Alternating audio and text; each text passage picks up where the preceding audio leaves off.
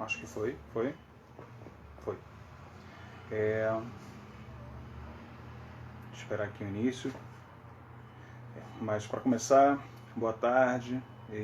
Sou Rodrigo Cossenza, sou secretário-geral do Pessoal Teresópolis. E daqui a pouquinho a gente vai ter uma conversa com o Rodrigo Koblitz, que é presidente do Pessoal Teresópolis. A gente vai tratar sobre as políticas de contenção à pandemia no nosso município. Estou só esperando ele entrar aqui no... Oi, Carol, tudo bem? Assinar. Só esperando ele entrar no chat, fazer o pedido, que aí a gente já inicia. Fala, Rodrigo. Faz o pedido aí, por favor, que aí você já entra no chat.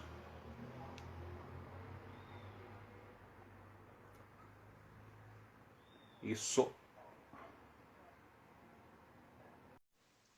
Lá, vamos ver.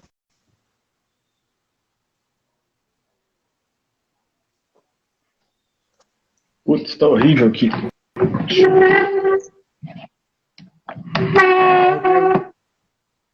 E aí, Cossenza, tudo bem? Tranquilidade? Tranquilidade. Então, por início das conversas, só para você ficar... Olha só, que beleza. Pois não. Por início das conversas, só para você ficar ciente, aqui tem... Fala, Léo, beleza? Aqui tem esse cursorzinho que vai para o direct do Instagram. Você pode apertar ele, clicar nele. Fala, Bernardo, tranquilidade.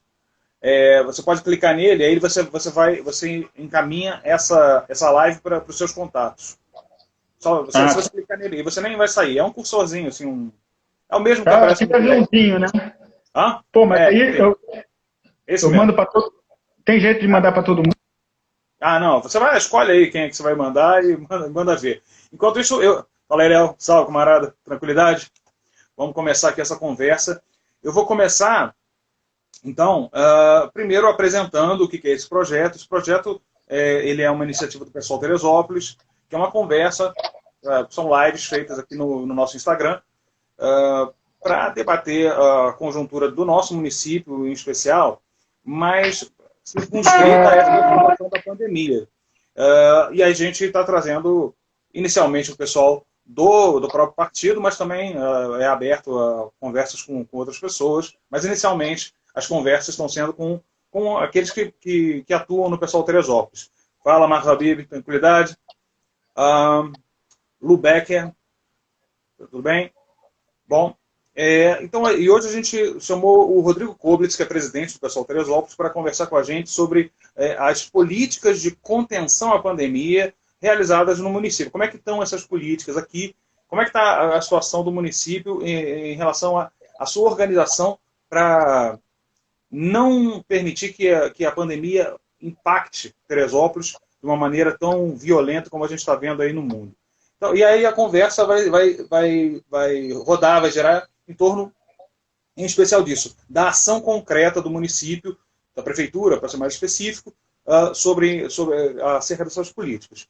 Mas antes, Rodrigo Koblitz, por favor, se apresente. Eu iniciei uma apresentação muito básica, mas se apresente para o pessoal, por favor. Obrigado, Rodrigo.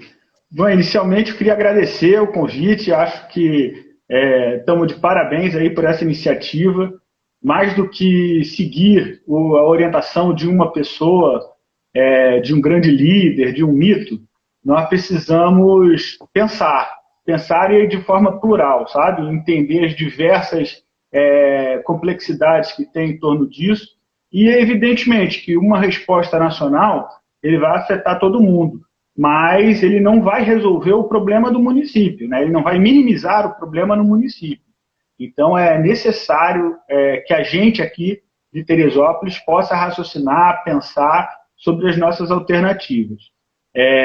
Meu nome é Rodrigo Koblitz, eu sou um orgulhoso presidente do Pessoal Teresópolis, sou funcionário do IBAMA e estou tentando pensar, estou com um canal também no YouTube, Facebook, Instagram, tentando ajudar a pensar sobre esse problema.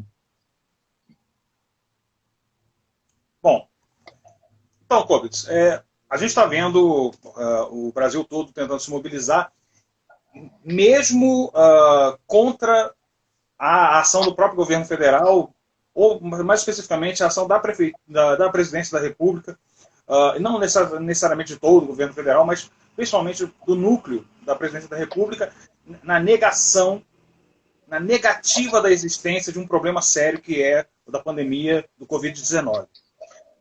Mas se colocando contra isso, prefeituras, a larga maioria, chega a ser irrisório o número de prefeituras que não está se mobilizando. Mas assim, a larga maioria das prefeituras e dos governos estaduais estão se posicionando contrários a essa determinação do governo federal, mais especificamente da Presidência da República. Até há pouco, o Ministério da Saúde vinha implementando as políticas definidas pela OMS, e agora a gente está nesse momento de incerteza. No entanto, Teresópolis tomou suas próprias ações, é claro, as ações competentes à prefeitura, e a gente tem que entender como é que estão essas ações, como é que foi esse caminho até o dia de hoje dessa atuação da prefeitura, e não só da prefeitura, mas também da população. Antes da gente ir para a prefeitura especificamente, das ações políticas, de fato, eu queria perguntar para você como é que você está vendo, como é que você está enxergando o entendimento da seriedade desse momento no conjunto da população e talvez nos meios de comunicação. Seria interessante que você desse um apanhado assim, mais geral, mais simples, e depois a gente entra no tema pesado. Bom, eu acho que a gente precisa, para poder entender a postura da prefeitura, para poder entender o papel dos diferentes setores aqui do nosso município, é importante ter uma ideia do todo, né, de como é que esse coronavírus está se colocando no Brasil, no mundo, no estado do Rio. E o que eu estou vendo é o seguinte: existe uma pandemia que começou em começo de dezembro de 2019, e nós tivemos diferentes posturas dessa pandemia, né, diferentes posturas dos governos. E o que a gente consegue hoje entender é que os governos que se colocaram negando esse problema tiveram sérios problemas no futuro. O caso o maior caso desses, de maior expressão, é a Itália, né? Que começou com uma negação, né? Milão não pode parar, a Itália não pode parar, e depois chegou na situação dramática que ela está vivendo hoje. Dito isso, a gente precisa também entender, está muito claro aqui, não? Começou a vir um sol, deixa eu só ver se eu consigo diminuir. E aí, melhorou? Tá ótimo. Para mim melhorou. Então, dito isso, o que acontece? Quanto mais cedo... E, por outro lado, se a gente vê, de um lado, Itália, Espanha, inclusive, que se negaram a entender a dificuldade Estados Unidos, que se negaram a entender o real problema, nós temos uns outros países que rapidamente se anteciparam, né? Como Coreia do Sul, acho que é o melhor exemplo que existe, Alemanha também. Então a gente pode ter esses dois países, dois grupos de países, dois grupos de Estado, para analisar qual foi a decisão de cada grupo de Estado e entender qual que deu o melhor resultado, né? E a gente vê, Coreia do Sul, por exemplo, a curva não começou a subir. Ela começou a subir e logo se estabilizou. E o governo, de uma forma irônica e arrogante, fala: a gente já estava imune a isso, porque tinha o SARS, tinha aquele H1N1, eles já tinham passado por outras doenças. E a política, tanto da Alemanha quanto da Coreia do Sul, foi o quê? Fazer testes extensos na sociedade, 10 mil, 15 mil, 20 mil chegaram a fazer por dia. Então, entenda que para fazer o teste não é só pegar um papel que está guardado e começar a usar. Você tem que preparar a sua indústria, você tem que preparar as suas universidades. É um movimento da sociedade que você faz. E quando eles conseguiram fazer esse mapeamento, e um bom mapeamento, começou a se controlar muito melhor a propagação do Covid-19. Então, você pôde ter ações, por exemplo, na Coreia do Sul, de você restringir bairros. Você não precisava restringir cidades, você restringia bairros, você restringia setores. E com isso, a gente está vendo a Coreia do Sul teve um impacto pequeno em relação aos outros países, e o que ela está fazendo agora? Está exportando. Se antecipou e está exportando EPI, respirador, testes, muitos, principalmente testes, porque ela se antecipou ao problema. E o Brasil está nessa situação dramática, onde um presidente da República simplesmente continua negando. Ele foi outro dia, saiu na rua aí, cumprimentou as pessoas, tossiu pra caramba, fez um discurso e tossiu pra caramba. Então a gente vive essa coisa esquizofrênica, né? E é dentro do governo federal que a gente vive isso. Não é? O governo federal está totalmente rachado. O Mandetta, que era um ministro que dava pessoas que defendiam o SUS como agente, tinha uma oposição ao Mandetta. Quando chegou no começo desse Covid-19, eu acho que todo mundo ficou um pouco, digamos assim, na expectativa de esperar a ordem, né? Esperar a organização. E a organização veio, de um lado, o ministro da Saúde e, de outro lado, o presidente. E agora esse ministro da Saúde caiu. Ou seja, essa política de restrição que estava sendo levada pelo ministro da Saúde, hoje, a gente não sabe como ela vai ficar. E qual é o problema disso? A gente não se antecipar. E quem não se antecipa sofre muito mais as consequências. É o caso da Itália, é o caso da Espanha, que não se anteciparam. E hoje, a restrição, depois de passar do pico, a restrição da Espanha, da Itália, é profunda. As pessoas não podem se encontrar dentro de casa. Se uma pessoa for na casa de outra, se um vizinho for na casa de outro, bater na porta e for começar a conversar, se algum outro vizinho ver, chama a polícia. E o cara vai na casa do sujeito e dá multa, pode até prender, tem até o direito de prender o sujeito. Então, acho que a gente tem esses dois caminhos, sabe? Então, é em cima disso que eu vou tentar avaliar a prefeitura. Dentro de um caminho em que nós estamos completamente negando esse caos que está por vir, nós temos um tipo de análise. Dentro do caminho de que a Covid-19 chegou e vai ter consequências, então a prefeitura pode ser analisada sobre um outro aspecto. E é isso que eu pretendo fazer essa análise aqui com vocês. Maravilha, Rodrigo.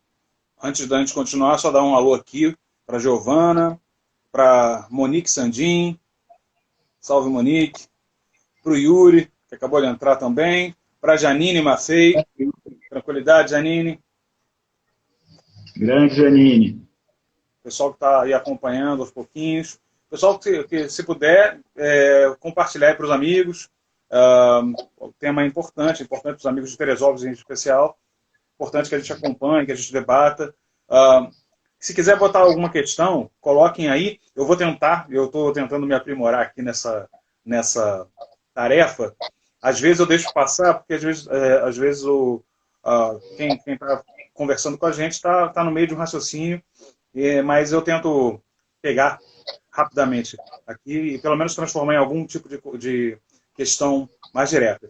Rodrigo, então, a gente tem uma determinação da OMS muito específica, assim, tem uma política geral determinada pela OMS e a gente viu aqui em Teresópolis uma ação já muito direta por parte da prefeitura. Queria entender como é que você está... Primeiro, se desse para traçar um panorama ou um histórico de como essa adoção foi feita em Teresópolis e como é que estão as disputas de poder e de pressão na prefeitura nesse momento. A importância da política determinada pela OMS a gente já está vendo. O essencial agora é o quê? A gente perceber como isso está se configurando efetivamente no município. Contigo. Tá. Valeu. Então, eu acho que a gente nós temos uma grande quantidade de pessoas que são bolsonaristas ainda, e no começo da Covid, quando ela estava chegando no Brasil e a gente estava entendendo essas potenciais atitudes a se ter, a gente passou muito tempo, até recentemente a gente passou muito tempo discutindo essa questão de não vamos negar essa pandemia, vamos assumir ela como uma verdade e vamos tomar atitudes.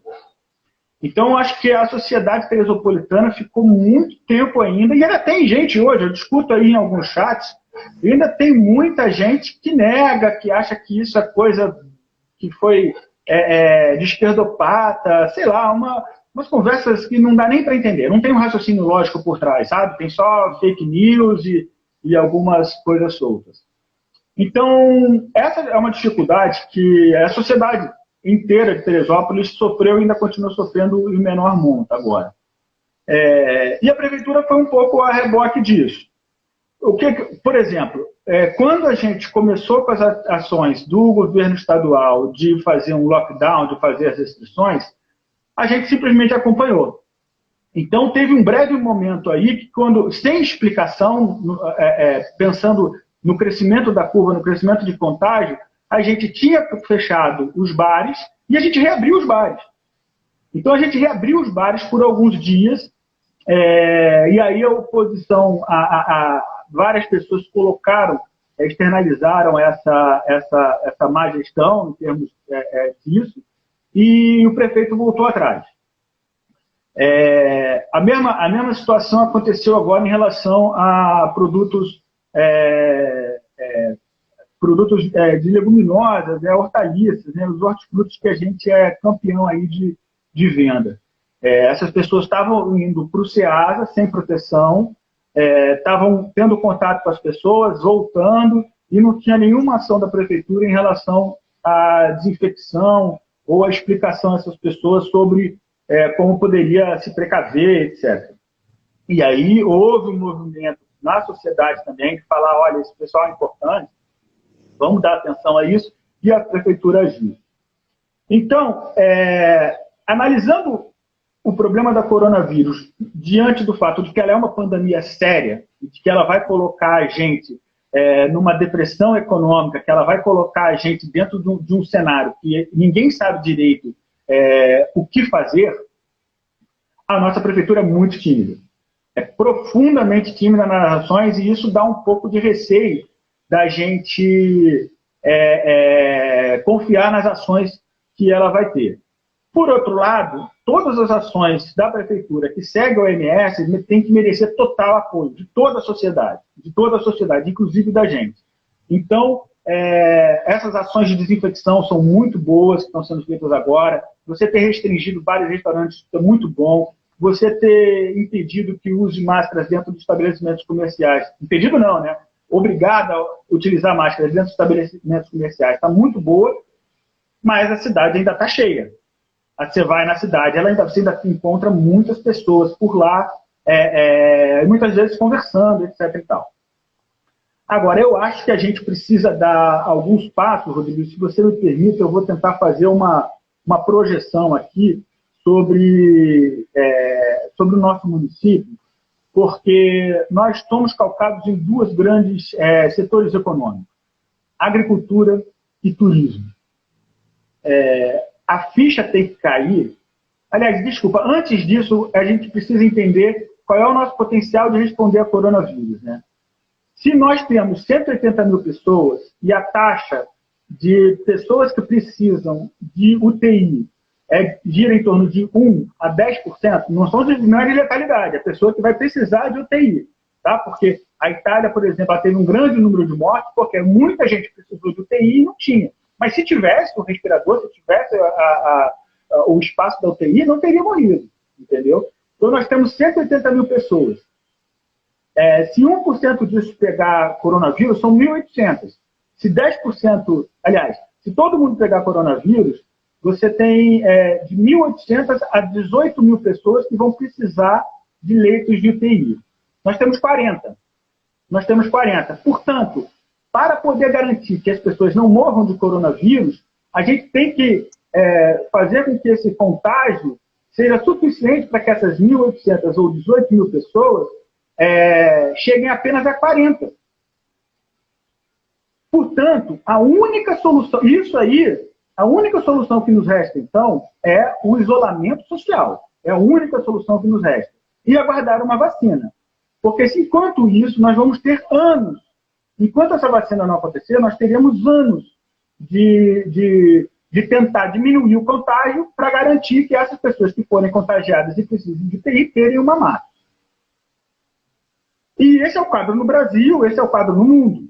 Então, assim, o setor de turismo vai ser profundamente afetado. Profundamente afetado. Então, esse setor, dentro da nossa sociedade, vai sofrer e vai sofrer demais. Por outro lado, nós temos e vai acabar muitos hotéis, muitas pousadas, pessoas que estavam começando a fazer Airbnb, Booking, vão ter uma queda assustadora, entendeu? Vamos ter que realmente pensar com seriedade de ir para outro ramo, sabe? Porque são pessoas valorosas, são pessoas que iniciaram seus negócios, botaram sua cara a tapa no mundo. Então, são pessoas que a gente pode aproveitar para poder também ajudar a crescer economicamente, a reformular economicamente o município. Por outro lado, nós temos o grupo dos agricultores. E aqui entra uma crítica à prefeitura profunda. Assim, as ações da prefeitura para os agricultores está assim, tímida também. Sabe? Existem algumas, mas não está diante do potencial de problema que nós estamos vivendo e também não está sendo, digamos assim, visionária o suficiente, antecipando suficientemente o que vai acontecer com a nossa economia para poder tratar a agricultura. Por quê? A agricultura não pode parar. Só que ela não pode parar desde que você não chegue no nível de contaminação e de doenças no campo que seja possível continuar, porque aí as pessoas morrem. Então, tudo tem um limite. A agricultura não pode parar, mas tem um limite. Então, eu acho que a prefeitura deveria, hoje, o município como um todo, mas guiado pela prefeitura, né, ou a prefeitura fazendo coro, primeiro, ter essa visão de que isso é uma pandemia que vai durar meses, sabe? Esse nosso lockdown agora, isso aí pode durar algo em torno de 2 meses, algo assim. O Mandetta falava em junho, né? Enquanto isso, o Bolsonaro fala para abrir escola amanhã, né? Então, essa esquizofrenia. Mas considerando que nós estamos acompanhando o mundo, né, que a doença aqui no Brasil não vai ser específica do Brasil, mas sim vai ser uma consequência do que está acontecendo e alguma resposta parecida com o resto do mundo, nós temos meses e meses, anos talvez, enquanto não se acha uma vacina, ou de lockdown, ou de quarentena mais flexível, e assim vai. Em países, por exemplo, que já permitiu, começou a ter alguma abertura, mas a abertura é feita por gênero. Então tem o dia que é da mulher e tem o dia que é do homem. Tem vários tipos de estratégia para você pensar em como você vai gradualmente se recuperar, né? Vai começar a voltar à atividade econômica. Bom, mas voltando. Então, a agricultura é um setor fundamental que a gente tem que adiar ao máximo a possibilidade dela se entrar em lockdown, a gente ter quarentena ou lockdown dentro da agricultura. E, para isso, a gente precisa estar agindo agora. Não só com desinfecção, mas com distribuição, aquele carro-pamonha passando em Vargem Grande, em Vieira, em Bom Sucesso, e fazendo assim, uma campanha ostensiva, porque é isso que as pessoas respondem. Sabe, ver algumas pessoas falando no Facebook ou no Instagram que isso é problema, é uma coisa. Agora, ver a prefeitura, ver o movimento social ali dentro dos seus bairros, batendo na sua casa, falando para as pessoas entrarem em casa, para não ficar na rua, que é isso que acontece. Você vai no interior hoje, você ainda vê pessoas fazendo rodinha de amigos para conversar na rua. E não pode isso, entendeu? O agricultor que vai lá no SEASA e volta, ele é uma pessoa extremamente vulnerável e suscetível a pegar essa porcaria dessa Covid-19.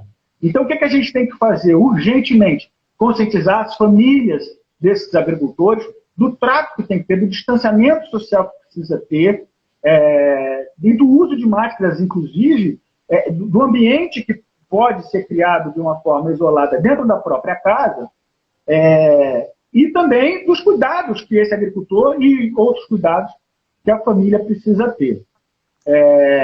Em síntese, eu acho que Teresópolis deveria ter uma postura de se antecipar, de entender esse problema que nós estamos passando, de entender que isso não é algo que vai passar daqui a 2 semanas, de entender que isso vai durar meses e de que nós precisamos organizar o município diante dessa nova situação econômica.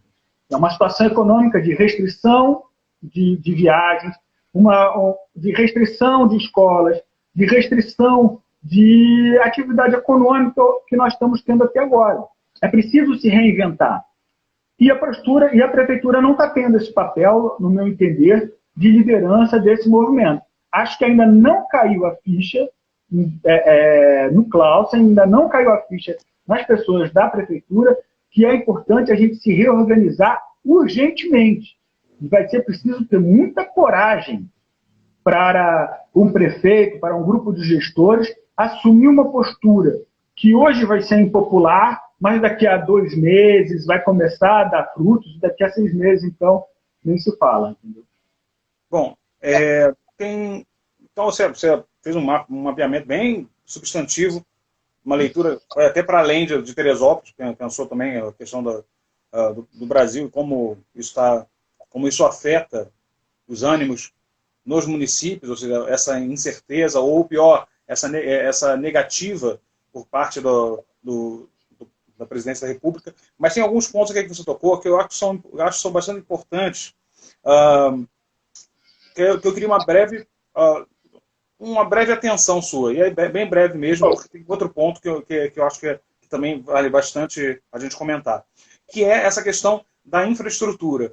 Aí essa infraestrutura você deixou bem clara, esse problema da infraestrutura, que não é um problema de agora, então não dá para jogar nas costas de ninguém assim, ou melhor, não dá para jogar nas costas de uma pessoa só, mas de uma política, mais do que jogar nas costas de pessoas, entender uma política que é equivocada e que a gente precisa modificá-la. Uma é a questão da política de saúde de Teresópolis. A gente sabe que Teresópolis, esse problema que você apontou, já não é a primeira vez que eu comento sobre ele por aqui. Esse problema dos leitos, da falta de leitos, ou de termos tão poucos leitos de UTI, é bastante sério. Outra coisa é o tipo de presença de saúde pública que existe em Teresópolis, não existindo um hospital, que é o que seria um exemplo mais claro, mas a gente vê um certo acanhamento em termos de acanhamento, não, um acanhamento muito sensível, ainda mais para uma cidade do tamanho de Teresópolis, um município do tamanho de Teresópolis, da presença da saúde pública, efetivamente pública, no município. Outra tem a ver com, eu acho que eu vou guardar para ser uma próxima e última pergunta. Tá legal? Eu acho que essa questão da infraestrutura já é bastante coisa. Tem uma relação também com questão de saneamento básico, que é bastante importante. Bom, vamos lá. Essa pergunta é sensível. Eu acho que ela vai ser um definidor sobre a postura do que as pessoas acham que é o Estado. O Estado que eu falo aqui, óbvio, é da prefeitura, né? Estado em geral. Qual a postura do Estado em geral? Você quer ver um exemplo? Nós começamos no período de Covid-19, de restrição econômica no município, de portas fechadas, etc. e tal, para evitar o contágio. Só que olha a contradição. Por outro lado, diminuiu-se a oferta de ônibus. E aí você pega hoje alguns bairros, Albuquerque, por exemplo, que teve uma redução drástica, e quando o ônibus vem de manhã, vem cheio. Então, e o que a gente pode fazer? O que a gente vai discutir economicamente com esse setor de que forma? Não, olha só, você realmente agora tem que segurar o seu prejuízo, etc. e tal. E aí a empresa fala, não, nós não vamos fazer isso, nós vamos manter essa oferta que nós estamos dando agora. E o que o Estado faz? O que a prefeitura faz? Você entende? Então essa eu acho que ela pode fazer é não aceitar isso. É não aceitar, é estudar com maior acurácia sobre as necessidades de transporte, determinar de forma mais rígida, porque a prefeitura ela determina, mas ela não fiscaliza, não pune, e aí fica por isso mesmo, sabe? Mas, então, manter uma oferta de ônibus o suficiente que as pessoas possam ficar uma pessoa sentada em cada 2 assentos, por exemplo, se não for mais restritivo, se não tiver que intercalar um assento do outro, e ofertar o ônibus de acordo com essa demanda. Então, se nós temos necessidade nós precisamos de hoje um ônibus cheio ou 5 ônibus com esse tipo de restrição, a prefeitura tem que bancar que vai ter esses 5 ônibus, entende? Então é desse tipo de ação que a infraestrutura aqui no nosso município está falhando e que eu não sei direito até onde o Clausen vai ter coragem de ir nisso, né? A gente estava nós temos um problema gravíssimo de hospital, e acho que agora isso vai ficar mais alarmado, né? Porque ninguém segura, Rodrigo, sabe? Nós estamos, daqui a 2 semanas, eu duvido que o discurso, mesmo do presidente ou outros discursos, se mantenha, sabe? O discurso do Trump não se manteve, o discurso de ninguém se mantém. Quando começa a empilhar corpos, quando começa você ter que fazer vala comum, quando você começa a ter esse tipo de problema, ninguém segura. Sabe, ninguém segura. Isso foi o que aconteceu. Por isso que o prefeito de Milão pediu desculpa, por isso que tem uma penca de pessoas estadistas aí que já reviram sua posição. E nós que temos há tanto tempo a falta de um hospital, infelizmente, quando chega essa gestão, a gente tem uma outra postura, que é a postura que a gente chama de neoliberal, né? Ficou defendendo uma gestão mais eficiente por parte de uma gestão hospitalar privada, o que é fazendo análises rasteiras totalmente erradas, totalmente equivocadas, com números pouco analisados. E isso, agora o que nós vamos viver é uma consequência disso. É uma consequência de uma postura que não quis criar o seu próprio hospital e quis apostar na gestão privada. E a gente vai ver. Então, essa discussão hoje do papel do Estado, de como reformar a sua infraestrutura, quem é o responsável por isso, vai ficar na nossa cara agora. Porque eu acho que a única postura que resta para todos os Estados, é ele assumir o seu papel de planejador. Ele assumir o seu papel de falar o seguinte: nosso município vai para cá, nosso Estado vai para ali, nosso país vai para ali. Esse é o papel que qualquer pessoa do executivo hoje precisa ter. Quem não tiver isso, vai se sucumbir. Quem não tiver isso, vai empilhar corpo. Quem não tiver isso, vai criar traumas horríveis na cidade, entendeu? Um exemplo internacional que a gente pode dar é Nova Zelândia, onde, independente das discordâncias ideológicas da presidência, ela assumiu a responsabilidade de conduzir o país inteiro em torno desse fenômeno, dessa desgraceira aí, que é o Covid, né? Então, quando você, por exemplo, faz um lockdown, ou quando você fala que todo mundo precisa fechar, você precisa ter ali o chefe do executivo no megafone, entendeu? Gritando e falando: olha, vamos fechar, é isso mesmo, essa é a orientação, é para esse caminho que nós vamos. Então, essa situação está dada para o Clausen hoje. Quem que ele vai ser? Está dada para o Clausen hoje, entendeu? Só que a gente está... Não, só para concluir, então. Só que a gente, como você falou, a gente está hoje pegando a consequência de uma falta de investimento de infraestrutura que já vem de década, entendeu? E a gente vai sofrer essas consequências. Essa impossibilidade de você manejar melhor os ônibus, essa impossibilidade de você ter uma reforma, uma melhora urgente nos hospitais.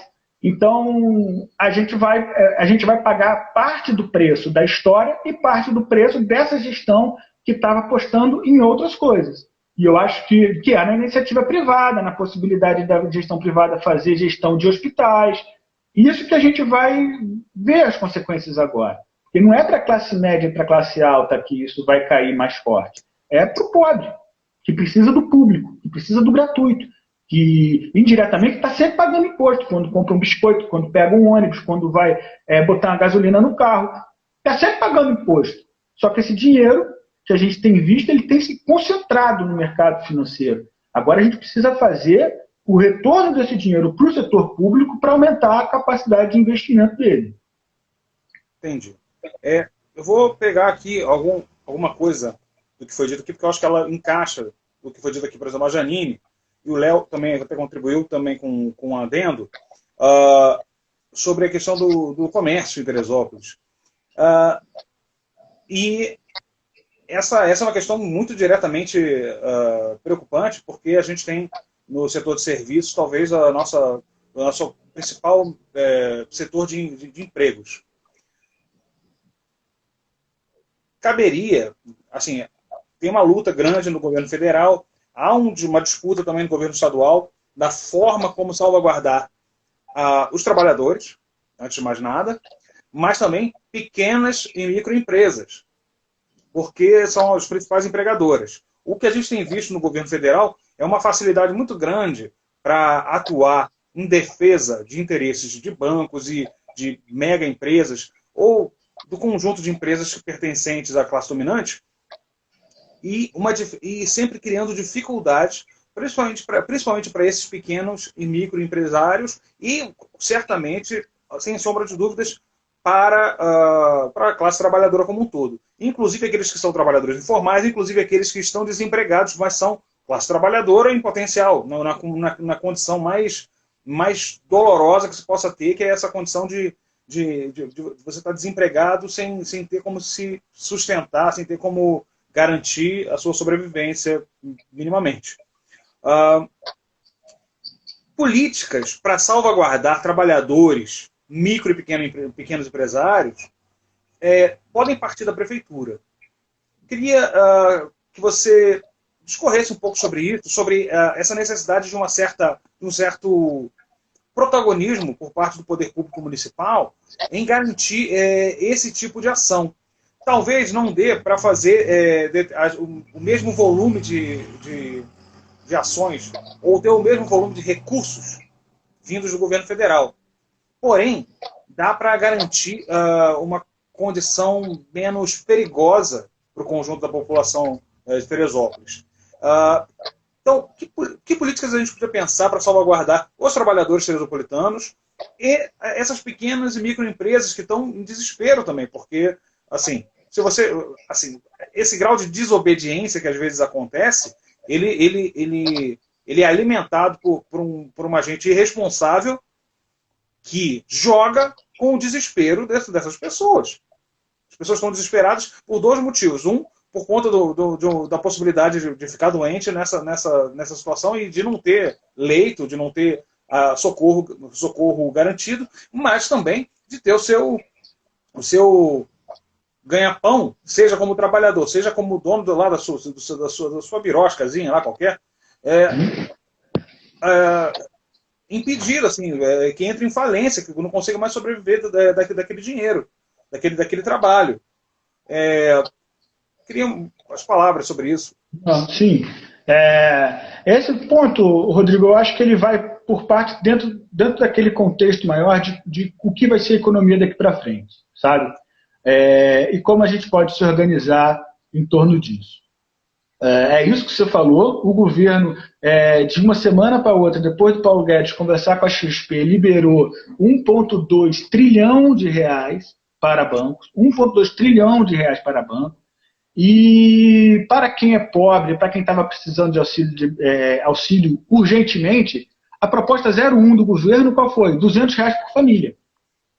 E aí foi para o Congresso, a oposição, começou a ter toda essa discussão e se fechou em R$600 a R$1.200 por família. Luta muito grande para o pessoal também. Muito grande, nossa. Muito grande, nossa. Em articulação com vários, com todo um setor progressista. Porque o que a gente está vendo no Brasil não é uma coisa de, o sol agora ficou, que eu não sei onde eu fico. Você está conseguindo me ver assim? Tá bom? Não, tá ótimo assim. Daqui tá tranquilo. Então, beleza. Então, e essa política emergencial ainda está sendo paga agora, né? O que já era para ter saído, porque é o que todo mundo fala, já virou jargão e é a mais pura verdade. O sujeito que é pobre, cara, ele vai trabalhar de manhã para almoçar, ele trabalha à tarde para jantar, entende? Então não tem reserva. Ele não tem como ficar segurando 20 dias, um mês, até poder receber um qualquer. É preciso trabalhar hoje. E a política do governo foi extremamente vacilante enquanto isso. Está sendo, né? A política, e esse é o auxílio emergencial, a política de garantia de emprego, ela teria um papel muito maior do que está tendo hoje por parte da prefeitura, sem desembolsar um centavo, que é o da conscientização das pessoas. Eu fiz uns vídeos, e botei alguns vídeos no YouTube, e recebi pessoas me falando o seguinte: cara, minha patroa me demitiu. Eu estava trabalhando há 9 anos, começou o Covid-19, ela me demitiu. Porque ela não teve digamos assim, a paciência ou a disposição de me cadastrar no site. E ela não sabia, a patroa não sabia, Aí eu fui descobrir, era simples. É só entrar lá no empregador web e você fazer o cadastro. Então, essa política de garantia de emprego, que o dinheiro vai direto para o funcionário, mas vai para salvaguardar a empresa, seja ela um CPF que contrata um outro CPF, como no caso de uma empregada doméstica, entendeu? Um jardineiro ou um operário que está fazendo a obra na sua casa e você resolveu tratar dessa forma, que é mais raro, mas acontece, você pode salvaguardar o emprego desse cara, entende? E é só ter um mínimo de trabalho e orientação sobre como fazer isso. E nisso a prefeitura tinha que ter entrado, assim, sabe, de sola. É um dinheiro que não é dela, é um dinheiro do Estado, da União, e que poderia servir para salvaguardar muitos empregos. E eu não vi isso aparecer. Pelo contrário, eu vi uma série de pessoas em dúvida, muita gente sendo demitida. Sendo demitida tanto por mau caratismo, que tem, quanto por ignorância do que fazer, e desespero. Exatamente. Exatamente. E a gente podia ter minimizado isso, entendeu? E não fizemos. Agora, o que eu acho fundamental para a gente poder pensar no que a prefeitura pode fazer, eu acho que se resume hoje em duas palavrinhas em um conceito: economia solidária. Eu acho que daqui para frente o que nós temos que pensar é dessa forma. Porque, veja, eu não sei se nós vamos conseguir resguardar todo o comércio que nós tivemos até então. Eu acho que não, inclusive. Eu acho que vai ser um quebra-quebra, entendeu? Vai ter esse período. Só que nós temos hoje uma arma na mão, que é esse auxílio emergencial, esse de garantia de emprego, que está prevista por 3 meses, e que nós já tínhamos que estar considerando o seguinte: nós temos 3 meses, então, que a gente pode garantir os empregos e pode garantir pessoas que não tinham renda nenhuma e agora estão com uma renda mínima para poder reorganizar a sociedade. E esse é o time que a gente tem para reorganizar a sociedade. E é reorganizar essa sociedade em torno de quê? Em torno da agricultura, principalmente. Sabe, se você tem 10 hectares e uma pessoa trabalhando nesses 10 hectares para tirar R$100, tá? Os números fictícios, só para a gente ter uma ideia de proporção. Então, uma pessoa em 10 hectares para tirar R$100. Se a gente começa a fazer um trabalho com agricultura orgânica, por exemplo, você vai ter uma pessoa trabalhando em 1 hectare para tirar a mesma quantidade de dinheiro. Então você arruma mais 9 empregos no campo, sabe? De pessoas que podem estar trabalhando. Só que ir para o campo é uma ação, que não é uma ação de simplesmente falar, olha, pessoas vão para o campo. Tem que ter uma política por trás disso. Maricá, por exemplo, doou terras para as pessoas produzirem orgânico, porque teve essa visão. Sabe? É mais gente que vai para o campo, é mais comida que vai de boa qualidade para as pessoas, e é mais caro. E é mais caro. Então a gente deveria estar hoje aproveitando, falando o seguinte: nós temos 3 meses para... Não vai conseguir mudar a sociedade inteira daqui até lá, e não é essa a perspectiva de fazer isso. Mas nós temos 3 meses em que... Deixa eu vir para cá aqui. Agora. Nós temos 3 meses para poder reorganizar alguns setores econômicos e nos preparar para uma queda no comércio. Porque eu acho que vai ter, porque está tendo no mundo inteiro, por que aqui não vai ter? E é importante, quando a gente fala isso, Rodrigo, deixar claro assim: não é o que eu quero. Claro. Não é o que a gente quer, pô. É só o que a gente está conseguindo prever que vai acontecer e está tentando se antecipar. Para que seja o menos impactante possível. O menos impactante possível. Exatamente. Por exemplo, um outro setor que a gente tem que dar atenção e que já tinha que estar puxando seminário, fazendo live, trazendo engenheiros de tudo quanto é lugar para falar sobre isso, é a reorganização da construção civil. A construção civil precisa ser reorganizada. E aqui em Teresópolis, assim como no resto do mundo, né, nós temos diferentes grupos. Nós temos empresários, por exemplo, de médio e pequeno porte aqui, que são extremamente comprometidos com a cidade, sabe? Eu conheço alguns, por exemplo, são extremamente comprometidos com a cidade. Só que você tem outros que, Jesus do céu, não vale nada. Vale nada. Então, você deveria estar, por exemplo, junto com essas pessoas, acho que pelo menos têm um interesse genuíno em continuar na cidade, né? Que são pessoas que nasceram aqui, que são teresopolitanos de corpo e alma, que adoram tomar um café no Império, que adoram, entendeu? Essas pessoas, a gente já tinha que estar pensando nelas na reorganização da construção civil. Como é que vai ser essa reorganização? Não vai dar mais para fazer com os modelos de engenharia que a gente estava tentando otimizar até agora. Não dá mais. Você não pode juntar 100 pessoas dentro de um andar para construir um mesmo andar. Você tem que pensar numa outra reorganização. Tem gente que sabe disso? Tem. Está onde? Na universidade. Está estudando, está pesquisando. Então tem que chamar essas pessoas aqui, urgente, para conversar. Chamar aqui não, né? Fazer live. Ele puder ficar em casa é melhor. Claro. Então mas esse é um setor, por exemplo, que se ele não se reerguer, a nossa economia dá mais passos ainda para o buraco. E olha, não é uma questão de quem quer e quem não quer. É o seguinte, não, se chegar e começar a contaminar e você tiver aí 30% do teu efetivo com essa doença, tu tem que parar, muito menos que isso. Vai parar, não tem jeito, vai parar, entendeu? Então, se a gente consegue se antecipar e reorganizar, tanto ajudar as empresas a se reorganizar em termos operacionais e ajudar a reorganizar uma agenda da construção civil aqui no município, do que pode ser feito, de onde pode ser feito, você consegue salvaguardar aí uma percentagem grande de um setor importantíssimo, inclusive aquele que constrói casa, principalmente para as pessoas que são de baixa renda, que não tem muito, mas poderia também mudar esse foco, mas que tem muito emprego, você consegue manter minimamente um setor como esse. Koblitz, finalzinho, é só um espaço para agradecer, para dar a última palavra aí para o pessoal que está assistindo, o pessoal que vai assistir depois, ou no período de duração dessa live no Instagram, ou no YouTube. E a palavra é sua. No finalzinho eu me despeço de todo mundo e dou os recados finais. Tá tudo certo. Beleza. Eu acho assim, eu tenho pensado muito sobre como que a gente, enquanto partido, pode agir e como que deveria ser a postura dos chefes de executivo, aqui em Teresópolis e no mundo inteiro. Eu acho que a gente passou muitos anos aí, séculos, discutindo o papel do Estado em um período da sociedade moderna pós-guerra. A gente consensuou em todos os países, incluindo países extremamente capitalistas, pré e pós, né, guerra, sobre o papel do Estado e fizeram um grande pacto do Estado do bem-estar social.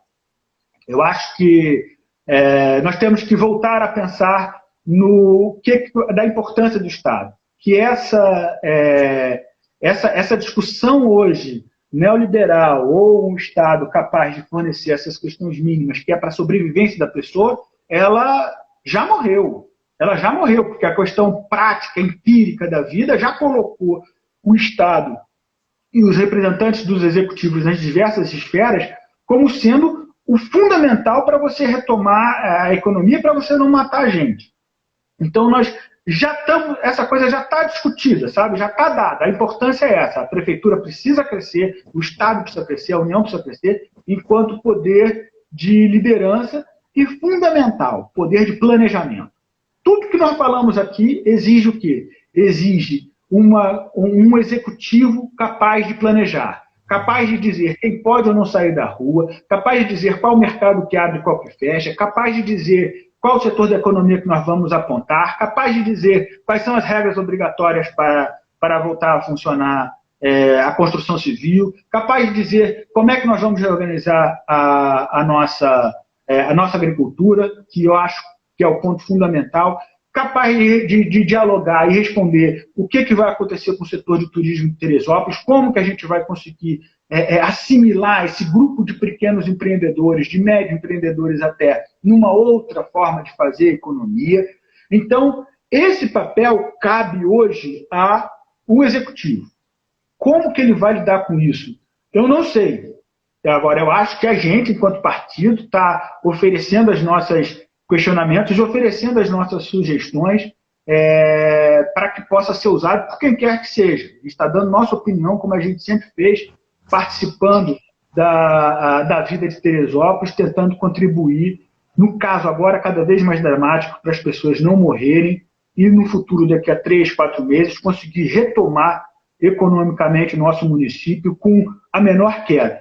Sabendo que não é o que nós queremos, mas nós sabemos que vai ter uma queda na nossa economia. Nós sabemos que o comércio vai sofrer, nós sabemos que o turismo vai sofrer. A gente se antecipa, a construção civil vai sofrer. A gente se antecipa e consegue minimizar esses danos. Por fim, queria agradecer mais uma vez aí, é um prazer estar em casa, conversando com você, meu grande camarada. Muito obrigado pelo convite e que façamos outras. Tem muita gente inteligente aí na cidade que pode contribuir com a formação do nosso pensamento. Obrigado. Obrigado você, Koblenz. Essa ideia, né, a gente fazer a conversa, surgirem ideias, apontar críticas e apontar caminhos, né? Quando possível, abrir espaço de diálogo e de construção coletiva para solucionar esses problemas que a gente tem. Queria agradecer a todo mundo que assistiu. Obrigado, Janine, que está aí. Valeu, Janine. Obrigado, Bernardo Portes, o camarada que vive na Inglaterra e tá aqui de Teresópolis. Camarada espanhol, teresopolitano, agora vive na Inglaterra, uma coisa de louco. E está sempre presente, está sempre contribuindo com coisas que estão acontecendo na Europa hoje. Ele citou aí nos comentários sobre o tipo de política que agora a Espanha está fazendo e que a Inglaterra está fazendo agora também, que está vinculada a essa perspectiva do isolamento e de pensar como lidar com a economia durante esse período e no pós. Talvez esse seja um papel muito importante para nós, enquanto socialistas, comunistas, apresentar perspectivas e ir para o debate público, é claro. Uma live com o Bernardo seria interessante. Eu concordo, hein? Uma parada interessante, hein? Uma conversa boa. Prepara aí, Bernardo. Em breve você vai receber um convite, hein? Só para chamar a atenção para o Boris Johnson, né? Que eu acho que ele não teve nenhum chefe de Estado tão pitoresco quanto ele, né? Um outro idiota, boçal, negacionista, e ficou na UTI até outro dia. Pegou Covid-19, foi para a UTI, ficou parado lá. Eu não desejo a morte dele, mas ele já saiu, beleza. Mas não teve, acho que, lição melhor do que foi dada a ele. E que eu não sei, eu estou vendo o Bolsonaro tossir pra caramba em tudo lugar que fala aí, né? De repente, se ele aprender a lição, talvez ele mude um pouco, sei lá. É difícil, hein? Bem difícil, mas... As questões não são pessoais, né? São estruturais. Isso. Não é do indivíduo, não é só do indivíduo. No caso desse indivíduo, ele tem um poder muito grande na mão. Mas tem questões estruturais muito sérias que a gente tem que debater. No mais, agradecer a todo mundo que assistiu. Agradecer mais uma vez a disposição do Rodrigo Koblenz, presidente do partido aqui em Teresópolis. Isso aqui é uma iniciativa do pessoal de Teresópolis em fazer esse diálogo aqui no Instagram e a gente coloca esse mesmo diálogo no YouTube. Então, depois, se vocês quiserem, é só visitar o nosso canal no YouTube, curte lá. A gente está preparando outras atividades, utilizando diretamente o YouTube e algumas específicas no Instagram. Ou seja, a gente está se organizando nesse universo de comunicação para as nossas ideias, para receber ideias da população, da sociedade como um todo, e construir as coisas, né? Construir a nossa reflexão sobre a cidade que a gente quer, o mundo que a gente quer viver.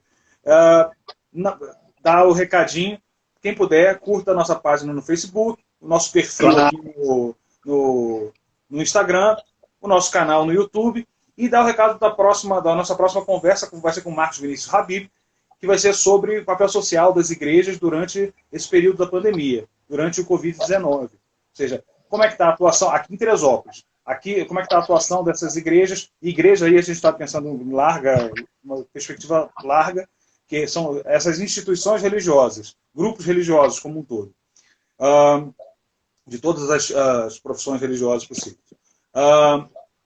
O papel social delas, mais do que tentar entender a atuação dessas igrejas, o que elas podem fazer. Então vai ser uma conversa, vai ser depois de amanhã, dia 22, esse mesmo horário, aqui no Instagram. E, bom, agradeço a todos. A gente se vê daqui a 2 dias. Abraço. Valeu, Rodrigo. Abraço. Valeu, gente. Fiquem bem.